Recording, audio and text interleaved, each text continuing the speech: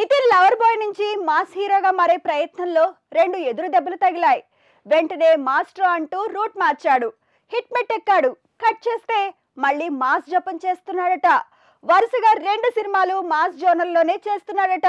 Nitin maestro hit తో మళ్ళీ track లోకి ఎక్కినట్టున్నాడు. కాకపోతే ఓటీటీలోనే వచ్చిన హిట్ తో ట్రాక్ మారుస్తున్నాడనే కామెంట్లు పెరిగాయి.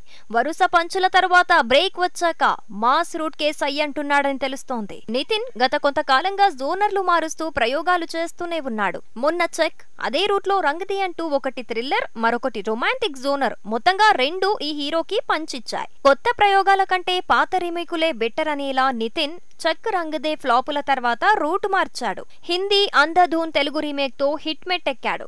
అక్కడి నుంచే లెక్కలు మారినట్టున్నాయి. ప్రెజెంట్ నితిన్ మాచర్ల నియోజకవర్గం అంటూ కృతి శెట్టితో కలిసి చేస్తున్న మూవీ పక్కా ఊర మాస్ జోనర్ లో తెరకెక్కబోతోంది. అది కూడా మరో ప్రాజెక్టు కూడా కమిట్ అయిన నితిన్ అంతకు మించేలా మాస్ లుక్ తో కిక్కివ్వబోతున్నాడట. హీరోగా ఎన్ని హిట్లొచ్చినా మాస్ హీరో అనిపించుకుంటేనే ప్రమోషన్ అని అంటారు. అందుకే ఎన్ని దెబ్బలు తగిలినా నాని, శ్యామ్ సింగరాయ్ లాంటి హిట్ తో మాస్ హీరోగా మారాడు. నితిన్ అదే దారిలో ఉన్నాడు.